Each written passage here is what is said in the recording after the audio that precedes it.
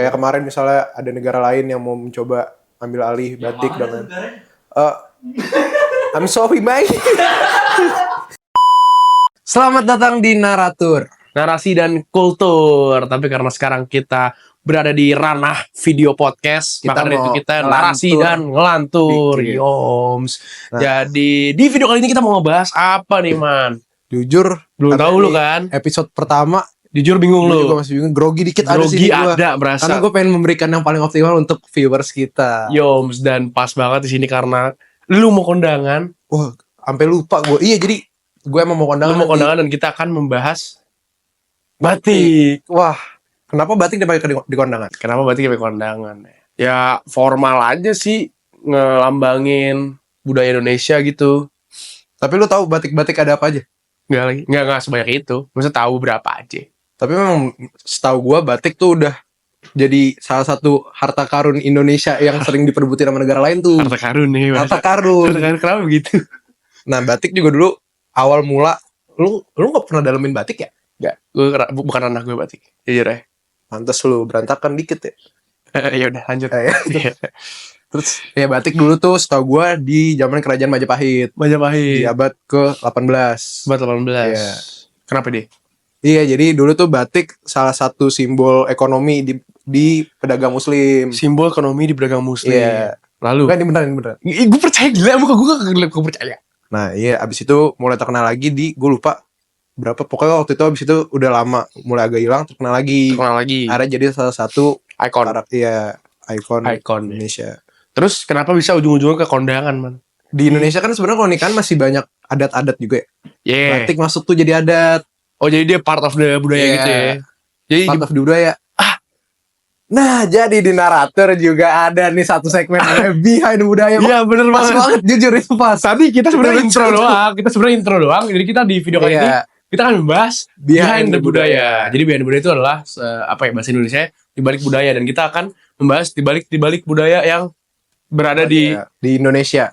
Di lingkungan kita. Ya, di lingkungan kita lah sebenarnya. Dan karena sekarang budaya yang kita pengen bahas kebetulan lagi melekat sama teman kita ini, si Rasman, ya kita akan membahas batik gitu ya, man ya. Dan batik itu identik dengan kondangan. Nanti kita udah bahas asal-usulnya juga, dan mungkin selanjutnya gue mau nanya sih ya. Kalau tadi nanya batik, mungkin sekarang gue nanya kondangannya kali ya. Wah, emang kenapa tuh kondangan? Lu pertama kali kondangan kapan, man? Pertama kali gue kondangan SD sih, gue masih kecil sih. Masih kecil. Lu pakai batik gak? Pakai, tapi waktu itu gue lagi demen banget bola, gue pakai batik Barca. Itu ya namanya masih kecil, orang tuh lu enggak? Waduh, Barca juga. Gue pakai itu waktu itu. Oke. Gara-gara batik Barca. Gue masih kecil, terus keluarga gue kayak ya udahlah, yang penting pakai batik. Soalnya gue nggak mau dipakein kemeja, gue ngelawan dikit. Gak ada kemeja Barca. Nggak ada batik Barca. Gedean dikit baru kemeja Barca. Oke. Itu Lu kapan? gue SD juga gue. Oh, lu Tapi juga. gue kemeja. Gue langsung kemeja, gue Nggak batik. Nggak batik gue. Fun fact, gue gak punya batik. Oh iya, demi apa lu? Duel lo. Serius? Gak punya duel. Gak nasionalis anjing. Iya. Enggak, bukan masalah sih, gue ada batik kekecilan. Gue belum sempat beli Berarti lagi. ini batik zaman lu kurus. Pernah tuh. pernah tuh enggak. Batik bapak gue sebenarnya, terus diturun ke gue. Bapak gue kan gak segendut gue. Jadi gak muat lah di gue gitu. Dan mau kondangan juga ya. Kita sekarang udah masukin umur. Gue sih udah tahun ini 21 gue. Gue 20 tahun ini gue. Oh 20 lumayan Kita berat sudah tuh. memasuki umur-umur kondangan, mana ya. Gue juga tahun lalu sih gue baru mulai belanja soal perihal kondangan gitu. deh. Karena emang kondangan di umuran kita udah mulai berasa banyak tuh. Banyak berasa sih. Dan kalau di umuran gue, yang paling berasa tuh sebenarnya abang-abangnya temen kita ya. Temen kita tuh jujur kayak hits tuh. Maksudnya ada beberapa emang yang deket kan. Itu dia, mereka udah mulai nikah satu persatu gitu. Dan kita udah merasain. Tapi lu kalau beli batik biasanya di mana? Gue gak punya, gila. Iya, maksudnya kalau mau beli lu ada rencana belum? Ada rencana gue akan beli sih. Lu mau beli di mana? Gue belum tahu lagi, lo ada rekomendasi. Gue rekomen ada. Wow, di sumpah. mana itu? Nanti buka di IG. Di IG. Namanya Walter Mongon CD. Walter. Nama pahlawan kan? Nama pahlawan, nama jalan. Tapi dia ada buka toko, dia kayak orang Indo juga deh. Iya bang, batik dari Indo. Gue nggak tahu kan, bisa jadi ada. Jadi dia emang tailor fit gitu. Oh. Lu kesana ukur, kita dikerjain berapa lama baru jadi itu. Oke, itu dia. Cocok. Apalagi lu bilang batik bokap lu udah kekecilan kan? Iya. Nah, gendut kayak lu pas Cocok. tuh dibikinin pas fit. Gue juga gendut, gue nggak mau. Iya, Gue juga pas. Oke. Tuh cocok. Estimasi di berapa dia, bro? Tuh gue kurang tahu tuh, belum lihat gue. Kurang paham lu ya gitu. Tapi lumayan sih setahu gue. Tapi batik kan jatuhnya investasi juga bentar kerja. Iya, itu kepake jujur. Tapi ya balik lagi, itu kepake banget sebenarnya. Selain kondangan, batik biasanya identik dengan apa? Pelajar. Batik pelajar, bro. Batik, jujur gue akuin sekarang semua sekolah punya batik. Dulu gue SMA Kamis batik bebas. Sekarang minggu ketiga nggak? Minggu ketiga. Gue minggu ketiga. Minggu ketiga? Gue tiap Kamis. Tiap Kamis gue udah batik seragam. Nah, lu kok minggu ketiga maksudnya apa? Minggu ketiga batik bebas. Oh enggak, kalau gue tuh batik bebas terus karena sekolah gue gak punya batik. Oh, SMA gue ada batik, jadi batik ke terakhir. Minggu ketiga, gue batik Kamis bebas. SMA lu bagus juga berarti ya? Gitu dah. Enggak sih, gak bagus lah. Kenapa batik SMA pakai warna biru? Gue make sense karena biru. Gue make sense karena menurut gue logo SMA gue emang color palette. Ya, SMA pakai color palette. Pantes lu pakai baju biru sekarang kayak inget SMA. Kagak.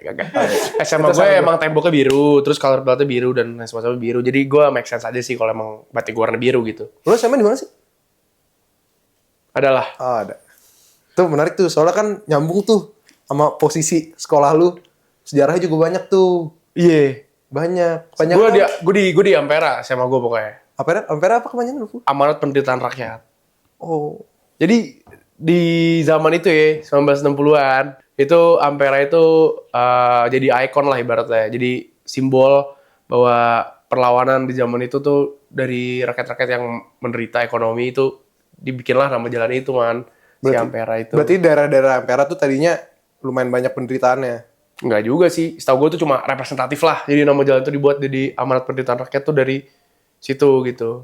Oh, itu lu tuh tahu baru-baru apa udah lama? Udah lama sih sebenarnya. Dari gue SMA. Berarti sebenarnya dari di Jakarta sendiri udah banyak banget kalau kita ngebahas. Nggak cuma nama-nama jalan yang lu pikir nggak ada arti, ada artinya. Ada lagi? Ada. Cek aja di generator, bro. Asik. Ini masuk juga ke behind the budaya juga. Cek aja di generator, kita sering banget. Nggak, tapi ini sebenarnya kita bukan jualan, gue beneran kepo juga. Iya benar-benar. Kalau lu SMA di mana? Gue SMA di dekat Blok M. Blok M kepanjangan? Di Blok M. Blok M. Oh, M. Oh enggak. Jadi ada sejarahnya juga nama-nama Blok M. Tapi kalau Blok M, Blok A, Blok S, tau gue emang ada sejarahnya. Gimana nih? Karena dulu Jakarta itu sebenarnya kebagi-bagi bukan Jakarta kayak jalan-jalan misalnya Dharma Wangsa, terus Kemang kayak gitu-gitu. Setahu gue tuh kebagi udah Blok A, Blok M, Blok S kayak gitu-gitu. Jadi blok-blok aja Jakarta. Iya. Emang kalau lu tadi sejarah dari lu apa? Gue kira Blok M, Blok Melawai. Oh iya. Blok S, Blok Senopati. Blok A, Blok Antasari. Blok A sama Antasari lumayan agak jauh sih. Nembus kan? Iya bisa. Dan ngomong soal batik ya. Oh batik lagi nih? Batik lagi. Tapi soalnya tadi gue pengen lanjutin ke daerah tuh. Ke daerah dari? Kalau lu bahas tadi daerah Blok A, Blok M, Blok AS gitu-gitu. Blok AS. Itu kan sebenarnya semua tuh udah ada petanya dan lain-lain ya? Iya, ada state-state lah. Nah ini sebenarnya nyambung ke peta dunia ini. Peta dunia. Iya. Kenapa? Menurut lu dari zaman dulu nih, peta yang sekarang kita punya nih, ya udah akurat kayak dulu nggak? Nggak. Karena gua kan SMA IPS ya. Kata guru gua, dunia tuh bergerak lah. Maksudnya pulau dulu kan nyatu katanya, terus kayak dalam setahun tuh geser 0,0 sekian gitu-gitu. Nah jadi ya nggak mungkin sesuai sih menurut gua. Nah kalau misalnya lu ntar ada waktu luang lu nyari di Google, sebenarnya tuh peta dunia, nih gue serius sih peta dunia. Dulu tuh yang dulu dipakai bajak laut beda sama yang kita punya sekarang. Nah entah kapan, gue lupa di tahun berapa, peta dunia tuh diganti jadi yang kita lihat sekarang. Kenapa diganti? Nah itu sebenarnya konspirasi juga, salah satu akal-akalannya elit global. Tuh dalam tuh kalau lu mau bahas lagi, ada di Behind the Budaya. Nggak, tapi serius.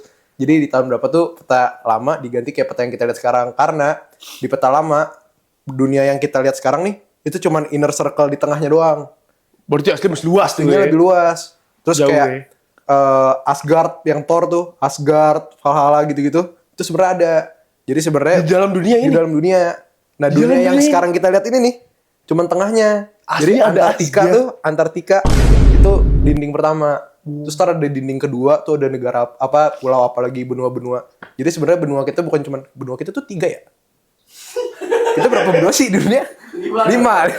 Jadi sebenarnya lu ngebahas budaya, sejarah. Enggak tahu. Benua 3. Jadi sebenarnya benua 5 apa aja? Udah 5 apa aja dari lu? Asia. Iya dong. Amerika dong. Australia benua, Cuk. Iya, Australia, sabar. Eropa. Afrika. Anjir, pinter gua. Enggak. Lah, kagak. Eropa emang benua ya? Eropa benua. Bukan Rusia ya? Wah, lu yang salah. Setahu gue, pas gue SMA ada omongan beberapa kali, man. Rusia karena emang gede banget, dia mau Jadi bisa benua. jadi benua sendiri. Berarti 6 dong kalau Rusia maksudnya. Gua paham ya, mana serah dia pada sih sebenarnya. Tapi setahu gue mau misah dia.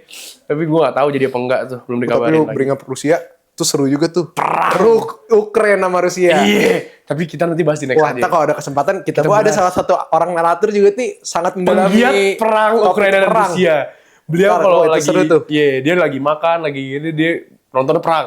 Seru tuh. Dia suka bahas soal perang. Kembali lagi, man. Tadi lu bring up soal Asgard dan lain-lain, gue suka tuh sama topik itu. Lu ngikutin itu gak? Mitologi-mitologi. Ikutin, gue suka banget sama Norse mythology. Nordic. Iya, Nordic. Iya, Nordic tuh seru tuh, Asgard, Viking-Vikingan. Jujur gue juga paling Iya. suka itu. Jujur. Kenapa lu suka itu? Gue suka itu gara-gara gue suka sama salah satu pepatah dari Nordic tuh, orang-orang Nordic. Burn the boats. Artinya. Gue pakai tuh di hidup gue. Artinya. Jadi orang-orang Viking dulu nih kalau mau perang kan naik perahu. Ya. Sebelum dia turun perahunya dibakar. Untuk Jadi apapun caranya, kalau dia udah mulai ngejajah tanah itu, dia harus menang. Karena kalau dia kalah, dia nggak bisa balik. Karena perahunya udah kebakar. Lu Jadi gue terapin. implementasiin di hidup gue. Kalau gue mau ngelakuin sesuatu, pas gue udah mulai, perahu gue bakar. Jadi kalau gue gagal di situ. Anjay. EDV lu gak lu bakar EDV lu? Jangan dong. Gue gak bisa Gak bisa pulang. balik. Gak bisa balik. Susah. Hobi keren.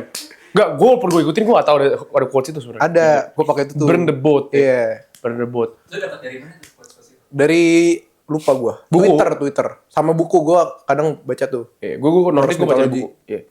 Nordic, salah satu buku yang gue baca itu Nordic. Greek mythology. Nordic mythology. Tapi yang lain lu ngikutin gak? Greek doang. Greek sama Nordic. Greek tuh dewa-dewa ya? Iya, apa namanya? Zeus, iya. Tapi nggak begitu dalam, soalnya panjang Greek tuh. Iya. Terus setahu gue, Greek tuh beda-beda juga. Kayak misalkan lo satu versi sama versi yang lain tuh bisa beda. Kayak ada yang versi dari mulut ke mulut, ada versi yang dari apa-apanya gitu beda. Nah kalau Nordic tuh setahu gue satu doang dia. Kalau yang Selesai. Roman Empire tuh jatuh apa? Roman sendiri, Itu Roman aja. sendiri lagi dia. Iya. Ada satu lagi yang mitologi juga apa? Yunani, ini Greek. Ini Lupa gua.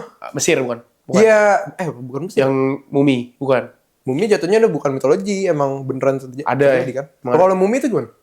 Tahu nggak lu? Enggak. Firaun. Nah itu mitologi. Gak jadi gue takut kalau itu. Gak jadi. Sorry guys, gue tarik kata-katanya gue takut kalau itu. Katanya kalau udah ngelakuin sesuatu nggak boleh mundur. Iya, burn the boat. Gue burn the boat sih. Tapi begitu. Berarti yang Firaun tuh mitologi Islam ya? Lu bilang Islam mitologi, bro. Nah, makanya kan gue gak jadi. Tadi gue minta maaf. Gue salah. Itu otak gue kecepetan. Gue minta maaf. Iya, Firaun sosok lah. Gitu. Tapi jujur kalau cerita Islam dulu kan banyak ya, cerita sahabat Nabi, cerita Nabi gitu-gitu. Iya. Itu kalau lu dalamin lagi nyambung sama yang sejarah sekarang itu seru banget anjir. Iya, contohnya? Kayak apa ya? Maksud lu apa cerita? Gua Kayak nggak nih ngerti. misalnya Yang ada bawa cerita cerita nih gimana? paling simpel. Nabi Nuh Iya, kapal. yang kapal gitu-gitu. Iya. Kalau lu liatin sama sejarah yang kita tahu sekarang nih yang diajarin ke kita. Iya. Itu sebenarnya ada yang benua sebelum kejadian banjir Oh iya, Nabi Nuh. ada benua kan? Itu seru tuh. Iya. Terus yang lain-lain. Oke, kembali lagi ke topik kita, Rasman. Bahas soal budaya. Kira-kira nih. Batik itu kenapa direbutin sama negara-negara lain? Karena menurut gua negara yang punya keunikan kayak batik nih, maksudnya keunikan batik yang punya tuh Indonesia doang. Menurut gua. Tapi iya bener, gue baru nggak juga. Coba negara lain yang punya icon tapi fashion gitu, bukan fashion, apa ya? Ya maksudnya Afrika, Koteka. Oh itu Papua ya, Koteka. Afrika dan Papua lumayan jauh ya, Mas. Koteka tuh totem, kok totem? bukan? Koteka yang batok. Itu iya Papua gila. Oh itu Papua, itu Koteka ya, Papua Koteka. Enggak, maksud gue yang emang fashion yang di wear dan daily Batik gitu. menurut gue Indonesia doang. Tok kan. Yang lain gak ada. Aneh-aneh soalnya. Dan maksudnya kayak kalau misalkan emang representatif, durek paling gitu-gitu kan. Durek, iya. Iya dong, enggak. Durek gak representatif sih. Durek tuh representatif. Sempet Enggak, jadi menurut- masalah. Emang iya ya? Iya. Durek tuh ini yang dipakai sama orang African American yang buat nutupin braids. Ya, jadi dulu Tapi itu setahu gue tuh baru-baru deh. Emang dari dulu ya? tahu gue itu gue lupa, gue pernah baca sejarahnya man. Jadi dulu Gimana tuh? Oh, lu kan kalau soal begitu ngikutin banget deh. Gue- Lu pakai durek waktu itu kan? enggak lah gila, Oh, iya. lagi Terus, cancel Oh, enggak. iya. Terus. Terus Ini podcast kita nih bener-bener fine line between kekep sama bener. Jujur ya. Enggak. Setahu gue dulu tuh jadi durek itu apa gitu. Terus dipakai sama orang African. Terus emang kebawa lah buat orang-orang African American. Gitu. Jadi di African American itu buat ngedefine bahwa mereka itu African American. Mereka pakai durek. Oh beda. Mereka pakai durek dan itu menjadi representatif mereka selain AVE. AV itu yang mana? African American Vernacular English. Maksud cara mereka ngomong lah, mereka ngomong kan kayak beda tuh sama orang Amerikan. Dan setahu gua baru-baru ini banyak lah orang-orang emang yang pure bloods American pakai AVE dan pakai durek itu dan menjadi kontroversial juga lah di budaya sana. Gitu. Jadi Gara-gara nggak yang ada darah dari gak ada Africannya, mereka pakai durek dan mereka bilang AVE itu karena setahu gue sampai Indonesia tuh kalau AVE. Iya, kalau itu gue setuju. Sekarang Banyak kan? anak-anak Banyak umuran kita sumpah banyak banget gue yang ngomor kayak gitu. Iya kan? Lu kemarin kata overheard lu. Udah, kalau itu gue takut kalau itu. Gue takut ntar kalau orang yang nonton gue kena nih. Tapi banyak, ya, iya. itu gue setuju. Banyak. Enggak, kita nggak usah merucut, tapi menurut gue banyak. Iya. Menurut kita banyak banget kan. Kayak lu di mana-mana kayak orang tuh Tapi jujur menurut gue itu di Indonesia bahaya loh.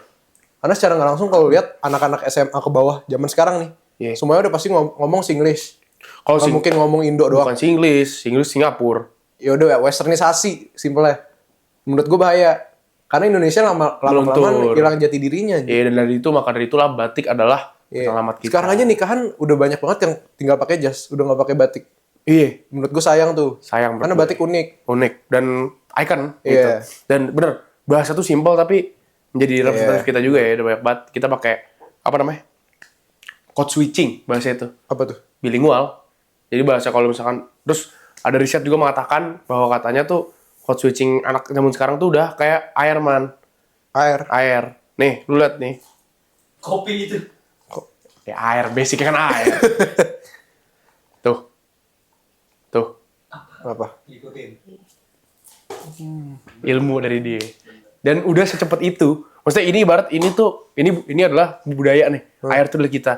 Dan kita tuh udah kayak bener-bener udah secepat itu ngikutin. Ini di Indonesia. Di Indonesia. Jadi kayak orang-orang anak-anak kita sekarang udah bener secepat air tuh kayak misalkan I mean like.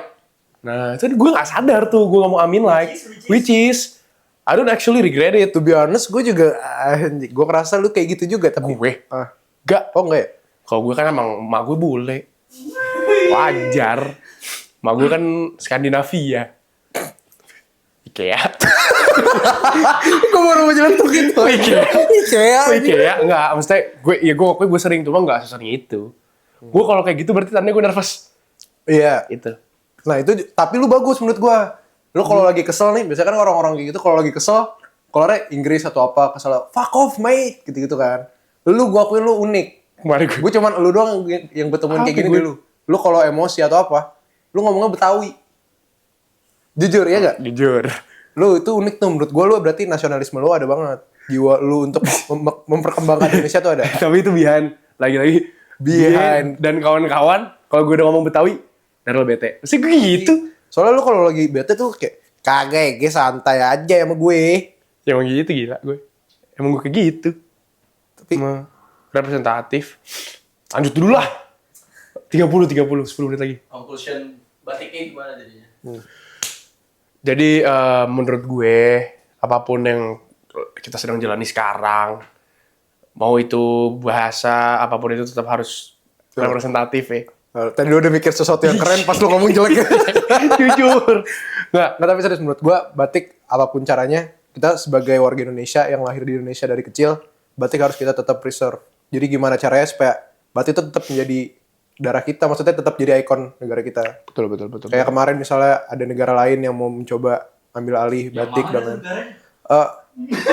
I'm sorry, mate.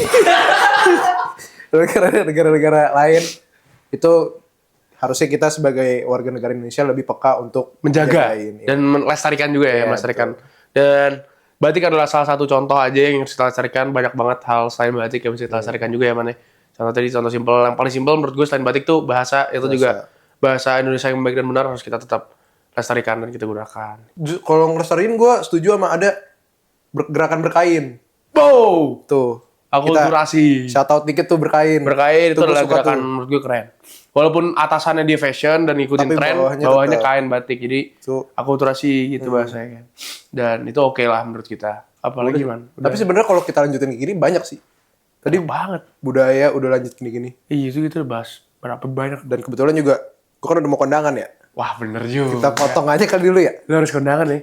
Nah, berarti next episode tuh asik tuh kita ngebahas, kita undang satu orang yang ngebahas soal perang gitu tuh. Perang. Itu seru tuh pasti ngobrol sama dia. Jujur, iya. Karena waktu itu gue di rumah ngobrol perang sama dia. Penggiat perang. Sambil makan. Makanya ngeliatin YouTube gue. Sambil makan nasi ayam Bali. Makan nasi ayam Bali. Wah, Crispy. Best. seru tuh. Best.